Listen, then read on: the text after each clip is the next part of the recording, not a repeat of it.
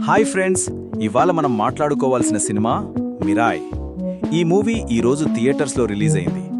దర్శకత్వం Karthik Ghattamaneni, producers TG Vishwaprasad and Kriti Prasad. కథ విషయానికొస్తే మనకు మంచు మనోజ్ మహాబీరా లామాగా కనిపిస్తాడు. ఒక క్రూరమైన విలన్, పురాతన గ్రంథాలను కైవసం చేసుకోవాలనే తాపత్రయం ఉన్న వ్యక్తి.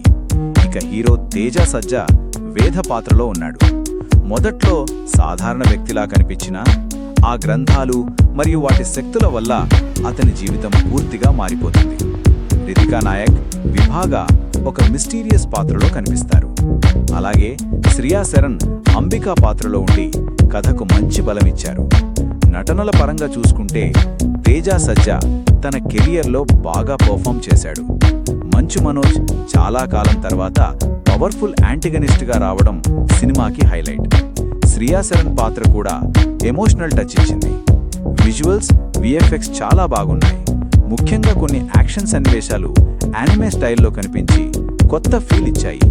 మ్యూజిక్, బ్యాక్గ్రౌండ్ స్కోర్ కూడా సినిమా మూడ్ని బాగా లిఫ్ట్ చేశాయి. కానీ కొన్ని ఫ్లిప్ సైడ్లు కూడా ఉన్నాయి. మొదటి హాఫ్ కొంచెం స్లోగా అనిపిస్తుంది. హాస్యం కొన్నిసార్లు సీరియస్ టోన్ని బ్రేక్ చేసింది. అలాగే క్లైమాక్స్ కొంచెం రొటీన్గా ఫీల్ అవుతుంది.